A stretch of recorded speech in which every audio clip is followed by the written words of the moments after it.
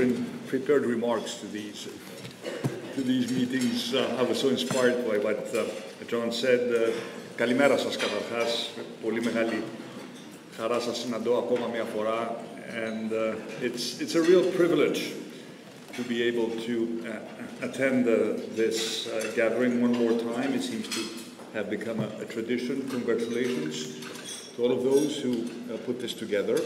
Όλοι μαζί, all together, should really be, a rallying cry for what the country can do and for the relationships between the homeland and this amazing Greek-American community. And as I was listening to John telling the Frank Sinatra story, I was wondering, can you help me bring Bruce Springsteen to Greece? And we're trying to convince him to come and give a big concert. As Athens is now booming, it's sort of an indication of the progress that the country has made over the past years. And as I was attending a Wall Street Journal event this morning, I was discussing with the lead editor about the progress that we have made, and I noticed that the title of the event, invitation, actually said, "Is Greece back?" And there was a question mark after those three words. And I asked her maybe we should ask the people attending to vote as to whether this question mark should be removed, because Greece is back for good, and this makes us all feel. It makes us all feel very, very proud, and it also makes my job much easier as we plan the next steps in this fascinating journey that has taken us from a country that was on the verge of bankruptcy to one of the best performing economies in Europe. 10 years ago, France was borrowing at 1%. Greece was borrowing at 10%. And now the borrowing cost of Greece is under the borrowing cost of France. And I don't think many would have placed a bet that this could actually happen. But I think it is testimony to the resilience of the Greek people and the impact that sound economic policies can have on our economy. Our fundamentals continue to be incredibly strong. This economy is growing at more than twice the average of the Eurozone. We continue to attract significant foreign direct investment in the country. I was looking at the numbers. We've attracted more than 30 billion euros of foreign direct investment over the past 5 years. Our tourism sector is booming. We will welcome around 36 million people. This year it's going to be another record-breaking year. We've opened up the American market. We have more than 100 weekly non-stop flights into the Athens airport. But of course, this success story is not just about tourism. It's about so much more. It's about renewable energy. It's about logistics, infrastructure, services, Greece becoming a hub for healthcare for the region, Greece becoming an educational hub for the region. I'm very proud that we have finally managed to implement a reform I passionately cared about. And for the first time, we will have non-profit private universities operating in Greece as of this October, attracting students from abroad. At the same time, when our public universities are opening up to the outside world, and in particular, Mr. Secretary, to the United States through incredible partnerships and thus offering better opportunities to our young generation. And of course, at the same time, what many of you might not have expected, we are beginning to see the emergence of a booming technology sector in Greece, with hundreds of startup companies that are investing in cutting-edge AI technologies, bringing Greeks back from abroad, bringing Greeks from the United States back to Greece. And for the first time, for the first time over the past years, we have seen a reversal in what we used to call the brain drain problem. We had more Greeks returning to Greece than Greeks leaving the country. And this is something that makes us incredibly proud, because I know that for every single Greek or Greek American living in the United States, taking the decision to actually come to Greece or return to Greece is not an easy decision. It's not just about a good job or family support. It's about whether one fundamentally believes in the long-term potential of the country. And it seems that the people who do return actually believe in this potential. And I want to make you aware of an important event which is going to take place here in New York the first weekend of December.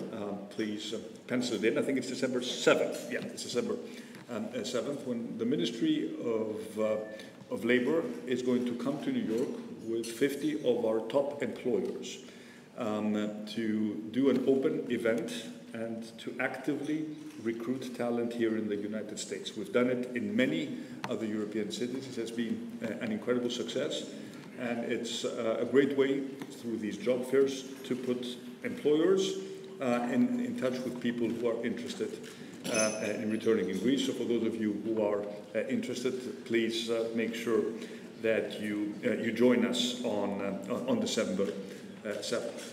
But of course, this success story is not just about the economy, it's also about Greece's regional position as a pillar of stability in the rather turbulent region of the Eastern Mediterranean. I remember last year I said that the US relations had reached an all-time high.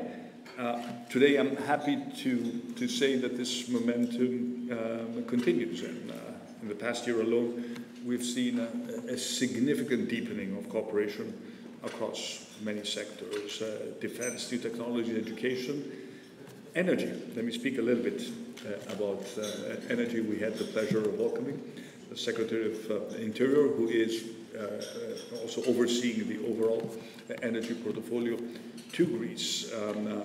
He came a couple of weeks ago. He was very impressed with the degree of cooperation we have established when it comes to energy. I was very happy that a few days ago, Chevron, after ExxonMobil, submitted an official, formal bid to explore offshore reserves south of Crete. And it's a move that both affirms our sovereign rights, but also reaffirms the confidence that global investors have in our country's potential. When you look at the United States, very interested in exporting liquefied natural gas, and you look at Greece being an entry point not just for the Greek market, but for the entire region. And of course, you put into the equation the fact that Greek ship owners control a little bit more than a quarter of the global LNG fleet. You understand the profound synergies that our two countries have when it comes to energy cooperation. 6 years ago, when I first came into power, Greece was a little sort of pale dot on the energy market of Europe. We imported enough natural gas to serve, to cover our own needs. This is around 6 billion cubic meters. Now, 17 billion cubic meters of liquefied natural gas and piped gas from Azerbaijan primarily pass through Greece, because we are a provider of energy security for the Balkans, and the gas that enters our system through Alexandroupolis is moving up to Ukraine. So you also understand the tremendous potential that Greece has to play a role that expands way beyond our borders. And of course, I listened to John passionately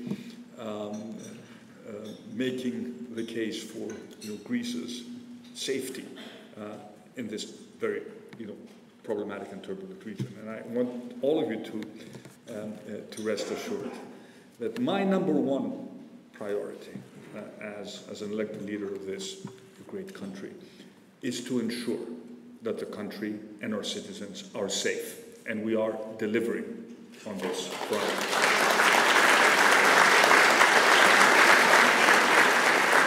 when President Trump first spoke about, this was back in 2017, he first spoke about the need for Europeans to take more ownership regarding our own security. And we have always taken this priority very seriously. So we are already spending more than 3% of our GDP on defense. And we realize that this is a necessary price to ensure that we will always defend our sovereignty and our sovereign rights. So when you look at the economic performance of Greece, a country that is producing primary surpluses as we speak, factor in that included in our spending is also significantly higher spending on defense. And when you look at where Greece was 6 years ago and where we are now, we have significantly upgraded our defense capabilities. We are going to be purchasing F-35 jets from the United States. They should arrive before the end of this decade. The next year is going to be enormously important for our Navy. We have procured 4 now ultra-modern French frigates. The first of them, Kimon, is going to arrive in Greece before the end of the year. We are upgrading our F-16 planes. We will be spending more than 28 billion euros on defense over the next decade. Again, as I said, a significant investment, but a necessary investment. And an investment which I hope is also going to create more momentum in the Greek defense industry. There's significant potential for partnerships between Greek companies and American companies when it comes to defense. As the landscape of war is changing and as we absorb the lessons of the Ukrainian conflict, we understand that we also need to be more nimble and focus as much on software as we do on hardware. But thank God we have both the partners and the local talent to ensure that this is actually going to happen. So let me just conclude by saying that all this, everything we've achieved, would not have been possible without the political stability that we currently have in Greece. If you look at what's happening in many other European countries, you will see weak governments that are involved in constant sort of coalition negotiations, unable to take decisions. The Greek people placed their trust in us in 2023, and they elected us with an absolute majority. And it is my obligation, Your Eminence, to honor this trust and to materialize what we told people we would do. And this is giving us a significant comparative advantage compared to other countries. Greece now is a country that punches above its weight. We have an active role in Europe.